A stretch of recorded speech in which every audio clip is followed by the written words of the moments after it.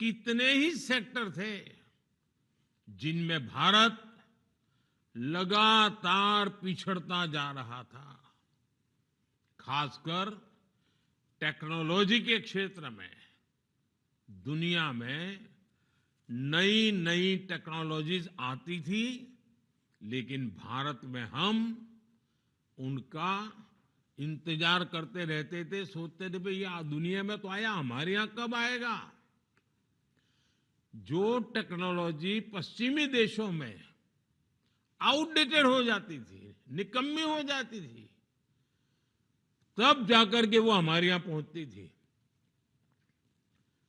ये सोच बना दी गई थी कि हमारे देश में आधुनिक टेक्नोलॉजी डेवलप हो ही नहीं सकती।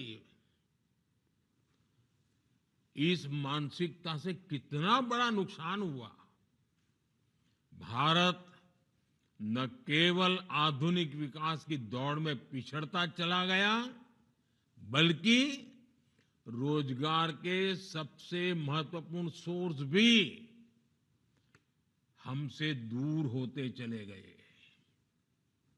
आधुनिक विश्व में जिन उद्योगों से रोजगार पैदा होता है, जब वही नहीं होंगे तो रोजगार कैसे मिलेगा। इसलिए हमने पुरानी सरकारों की उस पुरानी सोच से देश को आजाद कराने के लिए काम शुरू किया है। स्पेस सेक्टर से लेकर सेमीकंडक्टर तक, इलेक्ट्रॉनिक्स से लेकर इलेक्ट्रिक व्हीकल तक, हमने हर नई टेक्निक में मेक इन इंडिया को आगे बढ़ाया। हमने आत्मनिर्भर भारत पर काम किया। देश में नई टेक्नोलॉजी आए, नए फॉरेन डायरेक्ट इन्वेस्टमेंट आए। इसके लिए हमने पीएलआई स्कीम लॉन्च की।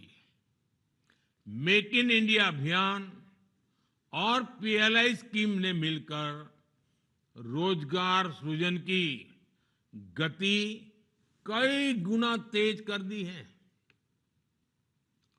आज हर सेक्टर के उद्योगों को बढ़ावा मिल रहा है। इससे अलग अलग फील्ड के युवाओं के लिए नए मौके बन रहे हैं। आज देश में भारी निवेश हो रहा है और रिकॉर्ड अवसर बन रहे हैं। पिछले 8 वर्षों में 1.5 लाख से ज्यादा स्टार्टअप्स लॉन्च हुए हैं। आज भारत में दुनिया का तीसरा सबसे बड़ा स्टार्टअप इकोसिस्टम है। इन सारे सेक्टर्स में हमारे युवाओं को आगे बढ़ने का मौका मिल रहा है, उन्हें रोजगार मिल रहा है।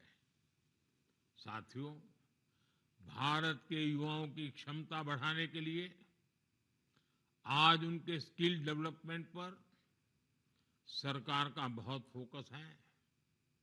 इसलिए हमने स्किल इंडिया जैसे मिशन शुरू किए।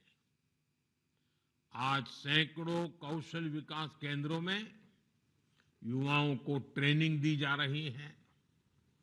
हमारे युवाओं को एक्सपीरियंस और अपॉर्चुनिटी के लिए भटकना न पड़े, हमने इसकी भी व्यवस्था की है।